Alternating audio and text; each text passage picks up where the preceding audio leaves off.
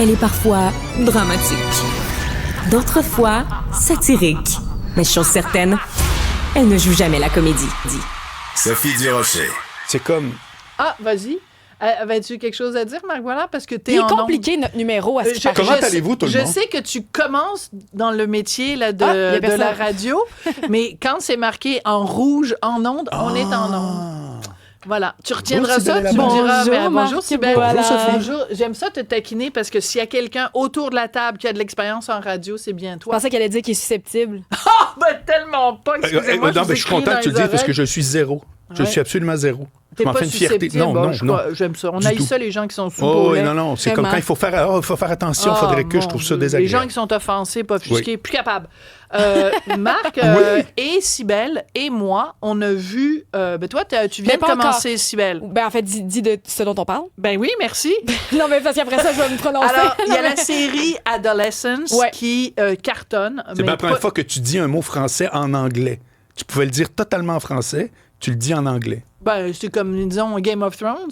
Pourquoi je vais dire, je sais même Une pas version comment... française. Elle fait du cherry picking. Mais c'est ça, mais Oui, je l'ai c'est parce pas que je vu l'ai au écouté en anglais. complet. Ah. Écoute, je vais-tu pouvoir faire l'introduction? Non.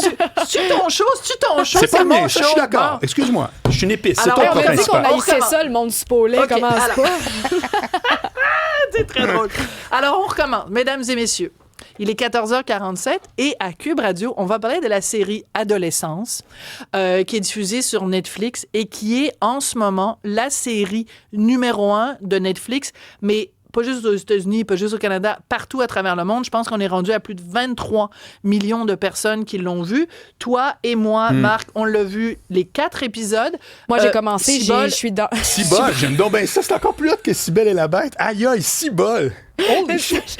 C'est très fort. Cybole. Hey, ça n'arrêtera jamais. Ben, c'est tout le temps qu'on avait, mesdames, messieurs. Bonne journée. Hey, on se revoit la semaine prochaine. Hey, c'est bon, là, tu vas-tu nous dire ce que t'avais à dire, là? Ça C'est vraiment bon. qu'on peut sacrer. Oh, oui, après ça, On il y en a pourrait d'autres. faire une chronique sur tous les jeux de mots que j'ai eu dans ma vie. C'est extraordinaire. Non, ils sont là. tout aussi hot que ceux que Ah t'as non, ici, mais lui, pardon. il est drôle. Non, non, excuse-moi. Hey, on a dit qu'on n'était pas supposés. Qu'est-ce que c'est ça, Excuse-moi, Marc? Voilà. mais là, tu parles, je suis un surnommé. C'était mon Ce que premier je métier. voulais dire, c'est vrai. Cybèle est la bête. Cybèle. Ça, c'est vrai. Bon, Cybèle a quelque chose Elle à dire. embrasse, mesdames, messieurs. Attention, ça va être sur YouTube. Tu voulais un moment sucré, il est là. Cybèle Olivier ou une autre option. Cybèle, tu finir ce que t'as à dire? Moi, je l'ai pas vu. En fait, t'es plate, là. Je l'ai pas vu au complet. Je veux J'aime pas ça, de j'adore divulgacheur. C'est Non, tout non, ce que non, je tu veux dire. pas qu'on te dise que la fin, Non. c'est que, OK, C'est ouais. Chut. Bon, c'est hot. alors. Alors, donc, toi, tu as commencé à le regarder, donc on ne Oui. fera pas de divulgacheur. Mon Non, Dieu, non, je non, pense non. que j'ai jamais autant ri en ondes. Ben, voyons donc. C'est plate. Pourquoi il faut regarder cette série-là, Marc Boilard? Alors, ce que je trouve extra... oui, on se réapproprie On se notre reprend. contenu. C'est que je trouve que c'est révélateur de l'époque, Ouais. de quelque chose qui est... que les adultes et les parents en général ont à peu près aucune idée, sauf ce qu'ils lisent dans les médias, puis recrudescence de violence, puis toutes ces patentes-là. Et là, tout à coup, tu as une histoire d'un petit gars de 13 ans. OK, faisons. C'est quoi l'histoire? Oui. Commençons. Commençons C'est par le une début. famille... petit gars de 13 ans, fille de 15 ans, en Angleterre, en banlieue. Le bonhomme est plombier. Ils sont ensemble depuis des années. C'est très, très, très standard.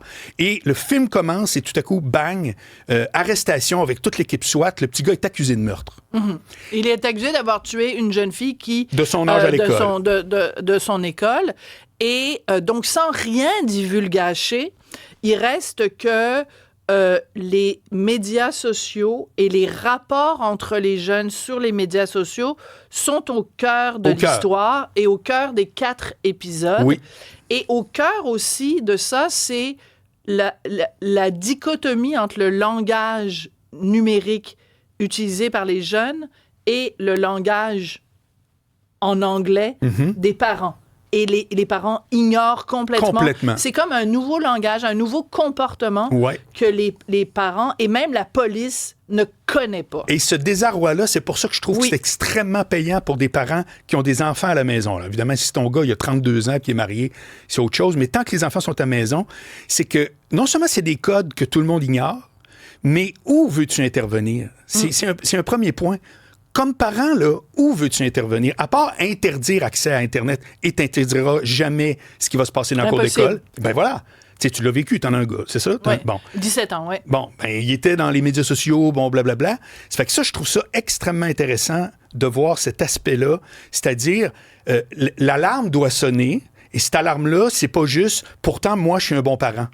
Parce que, encore là, sans rien dire, pour pas que Cibole soit en Cibole, et, à la toute fin, les parents sont désemparés, puis on comprend, parce que où sont-ils responsables le moindrement d'une situation de même? Ça fait que je trouve ça le fun qu'il n'y a pas de blâme à faire, parce que c'est un peu dans la petite musique ambiante que « ouais, moi, les miens sont bien élevés, tu sais, excuse-moi, là. » C'est pas ça. Personne n'est à l'abri de ça. Non. D'autant plus que, donc, ils ont 2 enfants. Il y en a un qui peut-être, en tout cas, un qui est accusé d'avoir commis un meurtre, l'autre qui n'a pas ce type de problème-là. Pas du tout.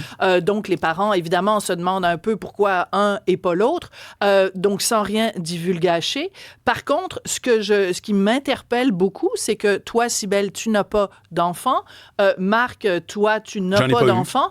Et pourtant, tu as vu les 4 épisodes et tu considères que c'est un incontournable. Donc, il faut arrêter de dire c'est un incontournable pour les gens. Parce que non. Tu n'as pas d'enfant toi-même, mais en même temps, dans la vie de tous les jours, tu côtoies plein d'ados et on s'en rend tous compte. C'est une génération qui vit sur une autre planète, qui a son propre un univers langage. parallèle, absolument. Et tu vois, c'est drôle parce que ce matin, j'accompagnais mon fils au cégep et on s'est mis à parler, je ne sais pas pourquoi, on s'est mis à parler de la tour de Babel. Et je lui expliquais que dans la Bible, c'est Babel, les gens parlent plein de langages et personne ne se comprend. Puis là, je te parle, puis je me dis, ben dans le fond, c'est ça. Ouais. C'est la tour de Babel, Internet. Ouais. On ne se comprend pas, on ne parle pas le même langage. Ben pour cette génération-là, les très jeunes, parce qu'à partir de... Toi puis moi, on s'écrit sur Internet, c'est autre chose.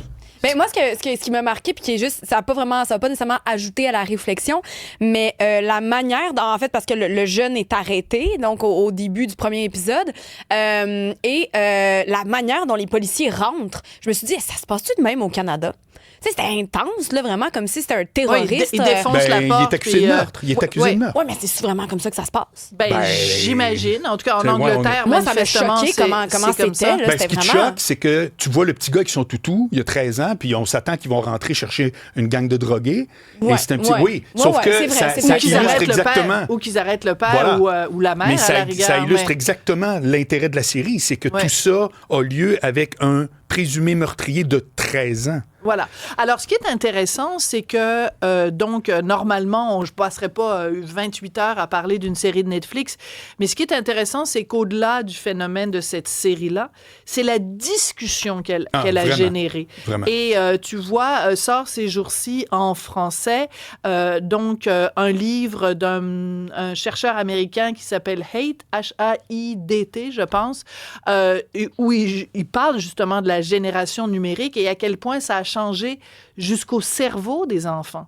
Je regarde, moi, mon fils, 17 ans, il est né quand il avait à peu près 2 ans, le iPad est arrivé et ça a changé l'apprentissage. Mon fils de 2 ans nous apprenait des affaires sur le fonctionnement du iPad. Génération anxieuse. Il est particulièrement intelligent. Le titre. Oui, non, ben ça, évidemment. Génération numérique, merci beaucoup. Anxieuse. Génération anxieuse. Donc, c'est cette réflexion-là, au-delà de la série sur Netflix, c'est une réflexion qu'on doit tous avoir. Quel genre de bibite on a créé avec les médias sociaux? Quel genre de... Parce que je le vois même chez les adultes, Marc. Des gens qui sont hyper dépendants du petit pouce en l'air, de l'approbation, de combien j'ai de gens qui me suivent. C'est une maladie. Peux-tu te faire part de ma théorie de ça? Oui, vas-y. Ce que ça détruit, les médias sociaux, c'est la capacité d'accepter d'être contrarié. Parce que tu peux toujours trouver quelqu'un qui pense comme toi, puis tu peux tout à coup te fondre dans un groupe. La chambre d'écho, la fameuse chambre d'écho. Exactement. Alors qu'avant, tu étais contrarié sur une base constante par tes collègues, par tes amis à la classe, etc. C'est pas rien, ça, dans la société d'aujourd'hui. Des gens qui disent « Je suis contrarié et j'ai raison d'être contrarié », au lieu de dire « Je vais apprendre à être contrarié ». Mais toi, tu as quel âge? J'ai 58. T'as 58, t'es capable de le prendre. Oui. Mettons, tu serais contrarié, t'es capable de le prendre. Le petit gars, il a 13 ans. Ouais. T'sais, ils sont pas équipés. C'est comme, ils ont pas encore leur carapace, puis ils sont exposés à des choses 8 fois plus difficiles que vivent des adultes. Absolument. Mais ils ont 0 carapace. C'est pour ça qu'ils se font démolir. C'est pour ça que c'est d'une tristesse sans nom. Puis c'est extrêmement inquiétant. Merci beaucoup, Marc Boilard, Salut. pour cette réflexion si belle. Bonjour, Vraiment, Cybole. vraiment, je m'excuse encore sincèrement, mais ça pas nous a moi. donné un sacré fou rire C'était quand drôle, même. ben Merci oui. beaucoup, Cybèle Olivier. Merci beaucoup, Hugo Veilleux. Merci à Jean-Philippe Leroux à la mise en onde et merci beaucoup à vous qui nous écoutez, qui nous regardez. Merci d'aimer nos folies.